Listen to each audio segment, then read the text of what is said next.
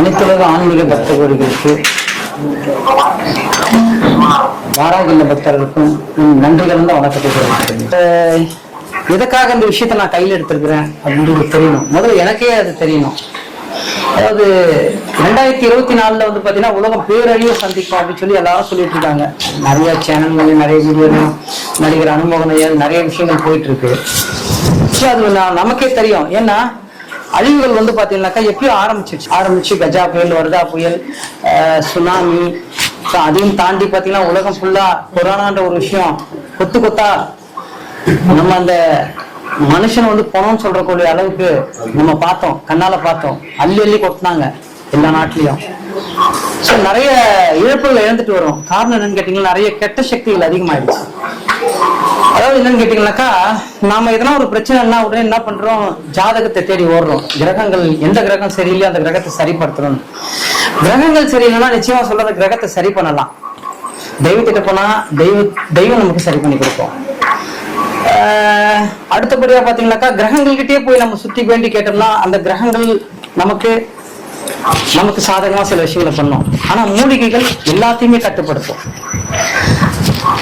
கிரகத்தையும் கட்டுப்படுத்தும், தெய்வத்தையும் கட்டுப்படுத்தும், பஞ்சபூதங்களையும் கட்டுப்படுத்தும். நவகிரக அனைத்து விஷயங்களுக்கும் மூலிகைகள்ன்றது வந்து பாத்தீங்கன்னா மரணத்தையே மாற்றக்கூடிய ஒரு விஷயம். மரணம் மாற்ற மூலிகைகள் சொல்லியிருக்காங்க. மூலிகைகளுக்கு அவ்வளோ ஒரு சக்தி இருக்குது. நாம வந்து பாத்தீங்கன்னா அதையும் தாண்டி சில விஷயங்கள் பண்ணணும். ஏன்னா அந்த பேரழிவுல மக்களை வெளியே கொண்டு வரணும் அப்படின்னா 2000 வருஷங்களுக்கு முன்னாடி பாத்தீங்கன்னா போகர் வந்து நவபாஷானம் பண்ணாரு. அது வந்து முருகர் சிலை பழனி மலையில வச்சாங்க. அந்த சிலை கொஞ்சம் நாளடைவுல சுரண்டி கொஞ்சம் கொஞ்சமா எல்லாமே வந்து இன்னைக்கு அது இல்லைன்றாங்க. அந்த பவர் இல்லை, அந்த அளவுக்கு ஆயிடுச்சுன்னு சொல்றாங்க. பட் நாம முதலா உலகத்திலேயே முதல் முறையா வாராகியை பண்ணுவோம் அப்படின்றது. ஏன்னா இது நான் பண்றேன்னு சொல்றதை விட நான்ன்றது ஒரு அகம்பாவம் சொல்லுவாங்க. நானுன்ற வார்த்தையே இது அந்த அம்மாவே தான் பண்றாங்க. அந்த அம்மா இது ஏதோ ஒரு காரணத்துக்காக, நான் சின்ன வயசுல இருந்தே பாத்தீங்கன்னா குழந்தைல இருந்து நான் எதுக்காக படைக்கப்பட்டேன், எதுக்காக கேள்விகள் நிறைய கேட்பேன். இந்த மாதிரி விஷயங்கள்லாம் எனக்குள்ள நானே நிறைய விஷயங்கள் கேட்பேன். அது என்னவோ தெரியலங்க, அந்த நாள்ல இருந்தே நிறைய விஷயங்கள் வந்து பாத்தீங்கன்னாக்கா அப்படி பார்க்கும்போது உண்மையான அன்பு, உண்மையான பாசன்ற விஷயங்கள் எல்லாம் வந்து நான் அந்த காலத்திலேயே 30 வருஷத்துக்கு முன்னாடி எங்கேயுமே கிடைக்கல, நான் பார்க்கல. ஆனா நான் வளர்ந்தது ஒரு இடம்ன்றதுனால, பிறந்தது ஒரு இடம், வளர்த்தவங்க ஒருத்தர்ன்றதுனால அந்த இடத்துல கிடைக்கலையோ என்னவோ, நான் வெளியில இருக்க நண்பர்களை தான் நான் ரொம்ப அதிகமா நேசிச்சேன். அப்படி நேசிக்கும் போது ஒரு பையன் வந்து 1996 நவம்பர் மாசம் 11ஆம் தேதி ஒரு விஷத்தை குடிக்கிறான். குடிக்கும் போது நான் போய் தடுக்கிறேன். அப்ப என்ன ஒரு அடி அடிக்கிறான். ஏன்டா தடுக்கிற அப்படின்னு சொல்லி. ஏன்டா என்ன தடுக்கிற, நீ யாரான்னு கேட்டான். நான் உன் நண்பன்டான்னு சொல்லி அந்த விஷத்தை எடுத்து டக்குன்னு நான் குடிச்சேன். அன்னைக்கே நான் வந்து உயிரை பத்தி நான் கவலைப்படல. ஆனா அன்னைக்கு நான் பொழைச்சி வரும்னு எனக்கு நிச்சயமா தெரியாதுங்க. அன்னைக்கு பாத்தீங்கன்னாக்கா ஒரு வாரம் ஒன்றும் எனக்கு சுயநிலை இல்லாம இருந்து நான் வெளியே வந்தேன். வெறும் எலும்பு தோலோட தான் வந்தேன். அப்பயே வந்து நான் உயிருக்கு பத்தி நான் பயப்படல, எதுக்குமே யோசிக்காத ஒரு முடிவு அன்னைக்கு நான் நினைச்சு பார்க்காத அளவுக்கு எடுத்தேன். அது மாதிரி மறுபடியும் சில விஷயங்களை சந்திக்கும் போது ஒரு முறை எனக்கு சரியான உண்மையாலுமே அன்பு பாசம் கிடைக்கலன்னும் போது நான் என்ன பண்ணேன்னாக்கா மாத்திரைகளை சேர்க்க ஆரம்பிச்சேன். ஒரு முறை வேலியம் 10 சொல்லி தூக்க மாத்திரைகள் கிட்டத்தட்ட ஒரு 32 மாத்திரை சேர்த்தேன். இது சாப்பிட்டா செத்துருவாங்கன்னு சொன்னாங்க. அப்ப அது சேர்க்கும் போது நான் பார்க்கும் போதெல்லாம், ஒவ்வொருத்தரையும் பார்க்கும் போதெல்லாம் அழுவேன். என் கண்ணில் தண்ணி வரும். அதை நம்ம சாப்பிட போறோமே அப்படின்னு சொல்லிட்டு ஒவ்வொருத்தரையும் பார்ப்பேன். அப்படி பார்த்துட்டு வரும்போது சேர்த்து வச்சுட்டேன். சேர்த்துட்டு ஒரு நாள் முடிவு பண்ணிட்டேன், நைட்டு போய் பாத்ரூம்ல தான் போய் சாப்பிடுறேன். ஏன்னா வீட்டுல மத்தவங்க எதிர்க்க சாப்பிட முடியாதுன்னு சொல்லிட்டு என்னோட பாத்ரூம்ல போயிட்டு மாத்திரைகளை போட்டுட்டு தண்ணி வந்து இந்த குளிக்கிற தண்ணி தான், குடிக்கிற தண்ணி எல்லாம் கிடையாதுங்க. குளிக்கிற தண்ணி அந்த டேப்பை பிடிச்சி அப்படியே குடிச்சிட்டு வந்து படுத்துட்டேன். காலையில இருந்து பார்த்தா அது என்ன நினைச்சிருக்கிறாரு கடவுள் தெரியல, மொத்தமே நெஞ்சில நின்று மொத்தமா வாமிட்டா வந்து ஒரு மாதிரி அறபோதைன்னு சொல்லுவாங்க, ஒரு அற மயக்கம். அப்பயே எடுத்துட்டு போயிட்டு ஹாஸ்பிட்டல்ல சேர்த்து என்னை காப்பாத்திட்டாங்க. சோ அதையும் தாண்டி சில விஷயங்கள், அம்மாவுக்கு கேன்சர் அந்த மாதிரி விஷயங்கள்லாம் வந்தோடனே நான் கொஞ்சம் போராடினேன். சில விஷயங்களை போராடி நாம எப்படியாவது நமக்கு ஏதோ விஷயங்கள் இருக்குது போலது அப்படின்னு நினைச்சு திருமணத்தை பண்ணிட்டேன். அம்மாவே பார்த்த பொண்ணுதான். ஸோ அது ஒரு விஷயங்கள் நடந்து அப்படியே வரும்போது அதுலயும் சில பிரச்சனைகள் இருக்கும்போது ஒரு முறை என்ன பண்ணுன்னு கேட்டீங்கன்னா, இப்ப லாஸ்ட் டைம் என்னோட நான் பத்திரிகையில இருந்த மீடியால இந்த பத்திரிகை ஆசிரியர்கிட்ட நான் சொல்றேன், ஐயா அன்னைக்கு எங்க அம்மா இறந்த நாளுக்கு வீட்டுல மனைவிக்கு எனக்கு சண்டை போட்டு நான் வெளியே போறேன். அப்படி போயிட்டு இருக்கும்போது வண்டியில போயிட்டே இருக்கும்போது போன் வருது. அந்த என்னோட பத்திரிகை ஆசிரியர் பாலாஜின்னு பேசுறாரு, இப்ப கூட இருக்காரு. என்ன குணேஷ் எங்க இருக்கீங்கன்றாரு. இல்ல என் செத்துலானுங்கிறேன், அப்படியே வண்டி எடுத்து லாரியில விட்டுலானுங்கிறேன் அப்படின்னு சொல்றேன். ஐயே எங்க இருக்கு தயவு செஞ்சு எங்க இருக்குன்னு சொல்லி அந்த மாதிரி எதனா பண்றாரு. போனை கட் பண்ணிட்டு வச்சு கரெக்டா லாரியில விட்டேன். அதுலயும் பாத்தீங்கன்னா என் மேல ஏறல, ஏடா கூடமா ஏறி அங்கங்க ஃபுல்லா செதிஞ்சு ஒரு மாதிரி ஆகியிருந்தேன். வெளியாகி வந்து உக்காந்தேன். சில பிரச்சனைகள்னால அந்த மாதிரி நான் பண்ணேன்.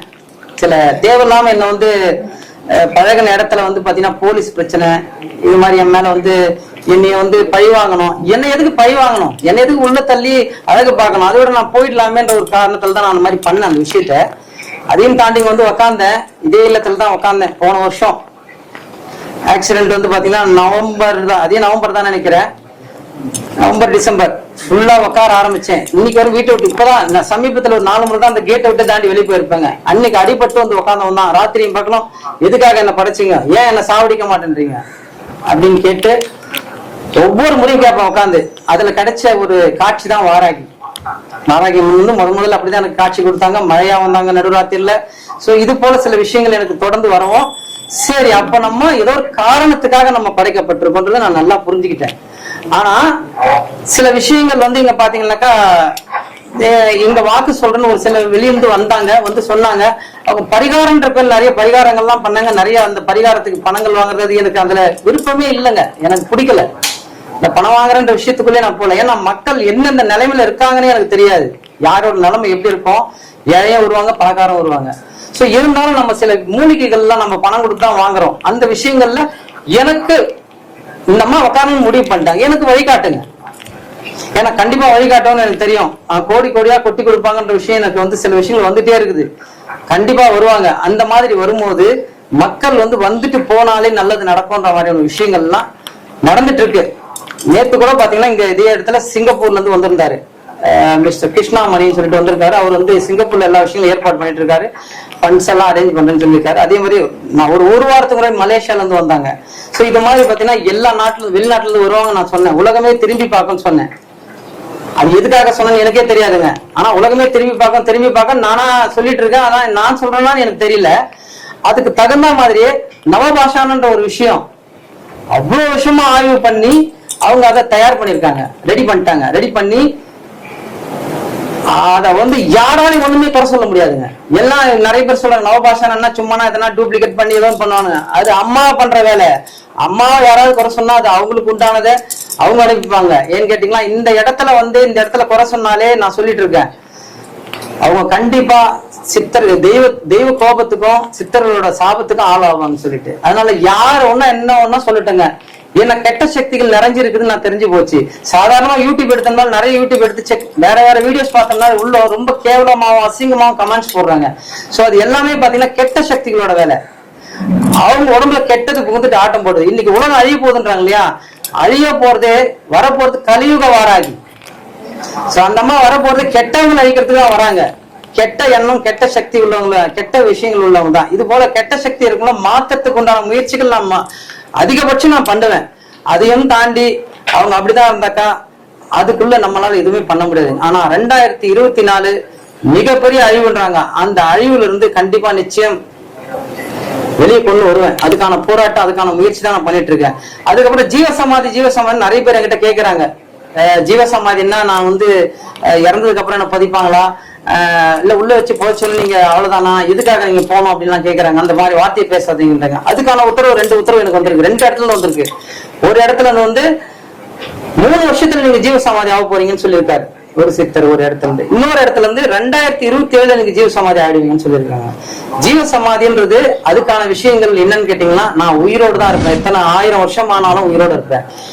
அதுக்கான ஒரு சின்ன சாம்பிளே கூட நம்ம பண்றதுக்கான விஷயங்கள் நான் பண்ணணும்னு முடிவு பண்ணிருக்கேன். அதாவது உயிரோட என்னை வச்சு உள்ள வச்சு மூடிட்டு சுத்தி கேமரா வைக்கிட்ட என்ன ஒண்ணா பண்ணிட்டுங்க. ஒரு 10 நாளோ இல்ல 1 மாசமா கழிச்சு ஓபன் பண்ணிட்டோம். நான் இப்ப எப்படி பேசணும் அதே மாதிரி வெளியே வந்து பேசுவேன். தவ வலிமையில தான் இருப்பேன். சோ கண்டிப்பா இது நடக்கும். இதுக்கான முயற்சிகள் தான் போயிட்டு இருக்கு.